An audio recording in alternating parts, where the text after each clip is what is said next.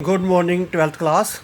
तो बेटा एक मोस्ट इम्पॉर्टेंट कंसेप्ट मैं लेके चल रहा हूँ। जब मैंने लास्ट लेक्चर दिया फ्लेमिंग राइट हैंड रूल का, तो बहुत सारे आप लोगों में से ही मुझे कॉल की या मैसेज दिए कि सर ये रूल समझ नहीं आया।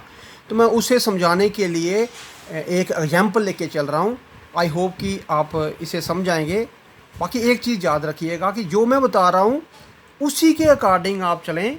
अगर डिफरेंट बुक्स देखने की कोशिश करेंगे तो थोड़ा वो बड़े ही कंफ्यूज करती हैं बुक्स। आप उस चीज़ को मत देखिए, एक सिंपल तरीका मैं बताता हूँ, आप इस तरीके से उसको समझिए। पहले नंबर पे तो ये देखिए कि एक पढ़ा आपने फ्लेमिंग लेफ्ट हैंड रूल, है ना। ये क्या है? ये आपको फोर्स की डायरेक्शन इंडिकेट करने के लिए यूज़ किया जाता है। और दूसरा आप पढ़ रहे हैं फ्लेमिंग राइट हैंड रूल। और याद रखिए ये आपको इंड्यूस्ड करंट या इंड्यूस्ड ईएमएफ की डायरेक्शन के लिए यूज़ किया जाता है। पहले आप ये देखिए। बाकी डिफरेंस क्या है? फ्लेमिंग लेफ्ट हैंड में अपने लेफ्ट हैंड को ही मतलब स्ट्रेच करके फर्स्ट फिंगर, सेंटर फिंगर और थंब को देखना है। तो फर्स्ट फिंगर इसमें डायरेक्शन ऑफ मैग्नेटिक फील्ड है और फर्स्ट फिंगर इसमें भी डायरेक्शन ऑफ मैग्नेटिक फील्ड ही है ना। फिर सेंट्रल फिंगर इसमें डायरेक्शन ऑफ, या करंट की अगर हम बात करें या चार्ज की बात करें वो है, इसमें भी सेंटर फिंगर जो है, जो हमारे पास करंट इंड्यूस्ड होगा वही बता पा रहे हैं। और तीसरा हम थंब को आप फोर्स के लिए यूज़ करते थे, इधर भी थंब को आपने फोर्स के लिए यूज़ करना। फ़र्क सिर्फ इतना है, इधर मैग्नेटिक फील्ड और करंट आपको पता है, आप फोर्स की डायरेक्शन बताएंगे। लेकिन इस केस में आपको मैग्नेटिक फील्ड और फोर्स की डायरेक्शन पता है, तो आपने इंड्यूस करंट बताना है। ठीक है, तो मैं थोड़ा सा इसको लेके चल रहा हूँ। आप देखिए इसको कैसे लेके चलेंगे। इस फर्स्ट फिगर में आपने बताना है कि एक्स पे, जैसे मैं क्वेश्चन ये दिया है कि इन फिगर में आप बताइए कि एक्स पे कौन सा चार्ज आएगा, वाई पे कौन सा चार्ज आएगा, है ना। अदरवाइज जब इसमें करंट आएगा तो मैग्नेटिक फील्ड भी आएगी एक इलेक्ट्रॉन पर, और जब इधर चार्ज आएंगे दोनों रॉड के दोनों एंड पर तो इलेक्ट्रिक फील्ड भी आएगी। हमेशा इलेक्ट्रिक फील्ड और मैग्नेटिक फील्ड अपोजिट डायरेक्शन में होगी और नेट फोर्स जो है उस इलेक्ट्रॉन पर जीरो हो जाएगी। ये मैंने लास्ट लेक्चर में आपको बताया। तो मैं इस फिगर ए की बात करता हूँ। ए फिगर में क्या दी गई है? क्रॉस टाइप मैग्नेटिक फील्ड है, आप देख सकते हैं, और इस तरफ मोशन है उस कंडक्टर का, जिस कंडक्टर का नाम एक्स वाई है। फिर देखिए ये एक्स वाई एक कंडक्टर है, ठीक है। तो इसमें फर्स्ट में क्रॉस नहीं डॉट दिया गया है, डॉट। तो मैं चलो क्रॉस बोल दिया, तो मैं ये क्रॉस वाला केस ले लेते हैं, ये आ गया। तो ये थर्ड वाला केस मैं पहले ले लाऊं क्योंकि मैंने इधर क्रॉस लिख दिया। तो ये आ गया क्रॉस और कंडक्टर एक्स वाई और इस तरफ। अब मुझे बतानी है कि इस लूप में, है ना, देखो पहले तो एक सिंपल तरीका आप देखिए कि लूप का एरिया क्या हो रहा है। इसमें आप देख रहे हैं एरिया हो रहा है डिक्रीज। जो मैंने एक देसी रूल बताया था वो दिमाग में रखें कि हमें बिना एक्सप्लेनेशन ही बताना होगा तो हम बता सकते हैं एरिया हो रहा है डिक्रीज। अगर एरिया डिक्रीज होगा तो ऑब्वियसली फ्लक्स भी डिक्रीज होगा, है ना। फ्लक्स जो है एरिया के डायरेक्टली प्रोपोर्शनल होता है। जब फ्लक्स डिक्रीज होगा तो मैंने आपको बताया हुआ है कि फ्लक्स जब डिक्रीज हो तो क्लॉकवाइज करंट प्रोड्यूस होगा। क्लॉकवाइज करंट इस क्रॉस के केस में क्लॉकवाइज करंट, जब करंट क्लॉकवाइज चल रहा होगा, है ना, तो आप इसका मतलब हो गया कि अगर मैं ये पूरा लूप ऐसे बढ़ा लूँ तो इसका मतलब हो गया ऐसे करंट चल रहा है। ये देखिए क्लॉकवाइज करंट चल रहा है। अब अगर करंट क्लॉकवाइज होगा तो इलेक्ट्रॉन्स किस तरफ चलेंगे? अंडरस्टूड है कि करंट की डायरेक्शन जो है इलेक्ट्रॉन के अपोजिट, तो मोशन ऑफ इलेक्ट्रॉन्स जो है एंटी क्लॉकवाइज होंगे। ये चीज़ क्लियर होगी आपको। अब motion of electron, it means electron ऐसे चल रहे हैं, है ना। जब इलेक्ट्रॉन ऐसे चलेंगे तो अंडरस्टूड है कि वाई से इलेक्ट्रॉन जो है एक्स की तरफ जा रहे हैं, है ना।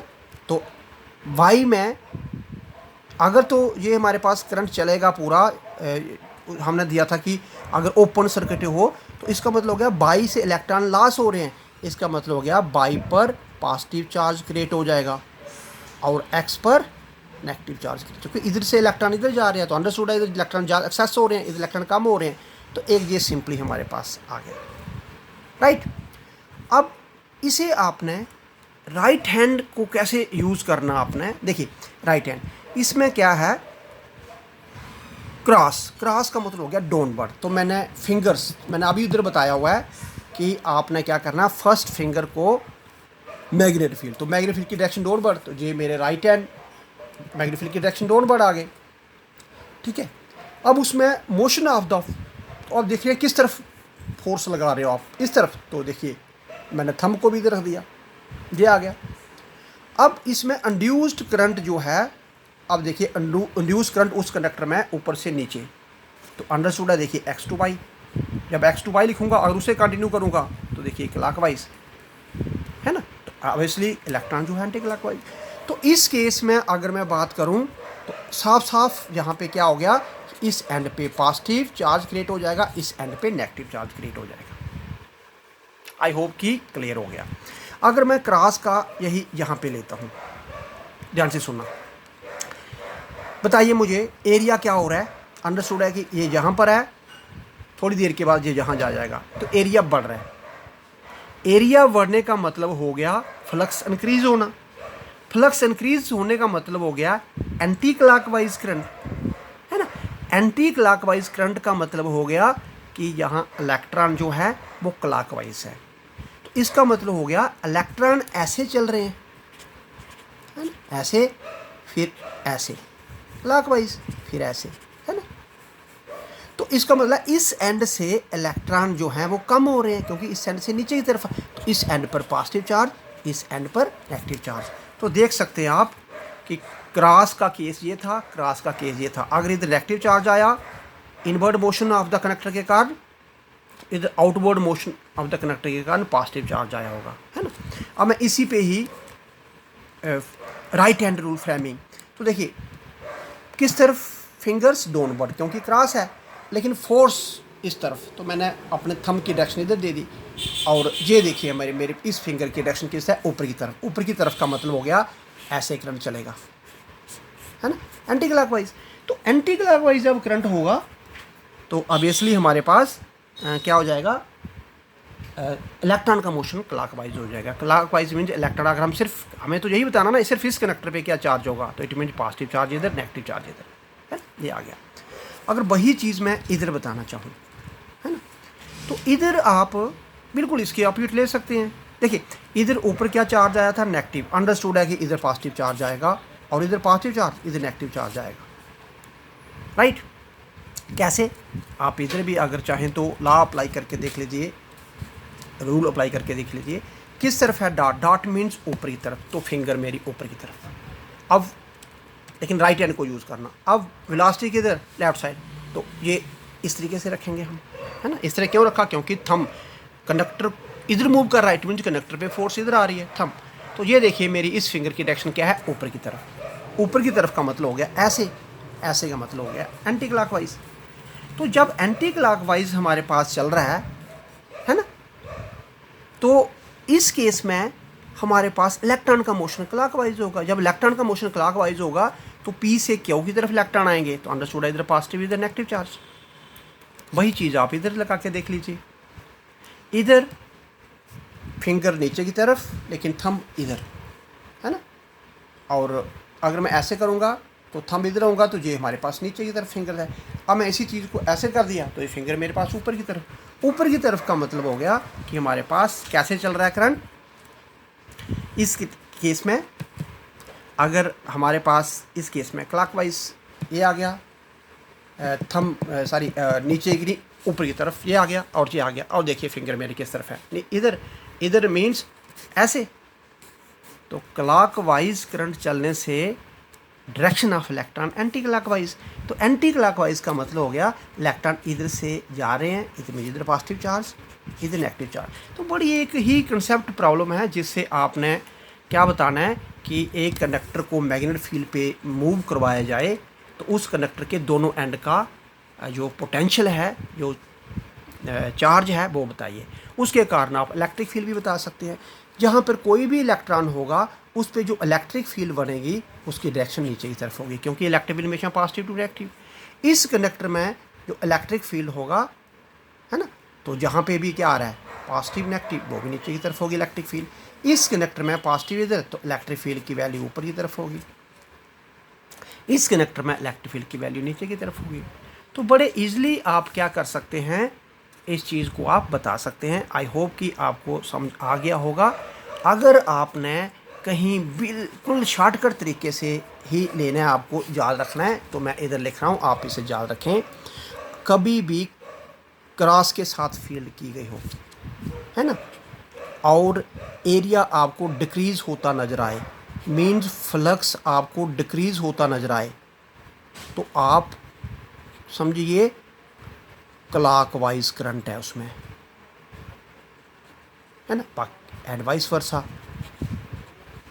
अगर करंट क्लॉकवाइज होगा तो इलेक्ट्रॉन का मोशन एंटी क्लॉकवाइज होगा। उसके बेसिस पे आप पॉजिटिव नेगेटिव बता सकते हैं।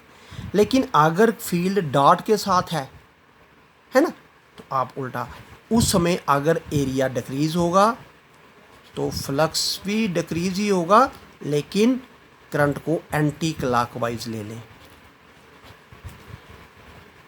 एंटी क्लॉकवाइज डायरेक्शन मानकर चलें, एंड वाइस वर्सा। अब करंट अगर एंटी क्लॉकवाइज होगा तो इलेक्ट्रॉन का मोशन क्लॉकवाइज होगा, राइट। अब मुझे बताइए कि ये है और क्रॉस है और ये एक कंडक्टर है, मैं उसे बाहर की तरफ ले रहा हूँ। इसका मतलब ये हो गया, आप जब भी पॉजिटिव साइड लेंगे उसका एरिया को अनक्रीज समझें, है ना। तो एरिया अनक्रीज होने का मतलब हो गया एंटी क्लॉकवाइज। क्यों? क्योंकि देखिए एरिया डिक्रीज होने का मतलब डॉट में एंटी क्लॉकवाइज है, लेकिन क्रॉस में तो एरिया अनक्रीज होने का मतलब एंटी क्लॉकवाइज है। देखिए कैसे, एरिया डिक्रीज क्लॉकवाइज।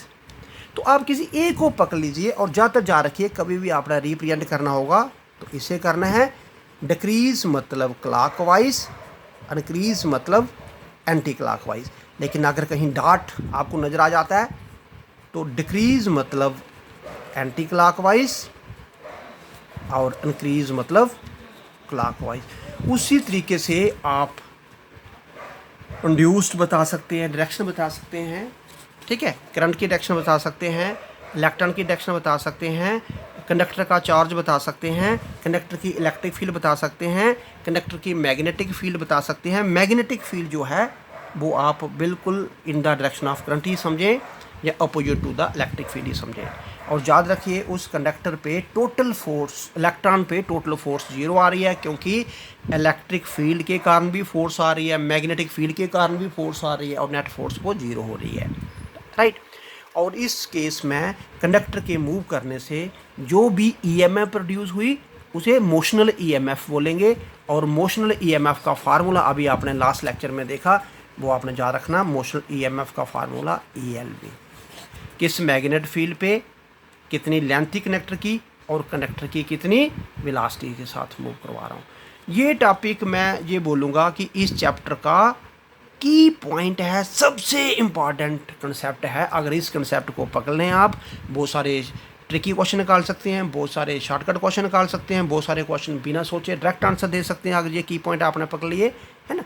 आई होप कि Fleming right hand rule which is use to give the direction of the induced current, motivational EMF जिसको हम बोलेंगे, and Fleming left hand rule which is use to find the direction of the force, है ना। ये दोनों ही आप समझिए अच्छे तरीके से। Thank you very much.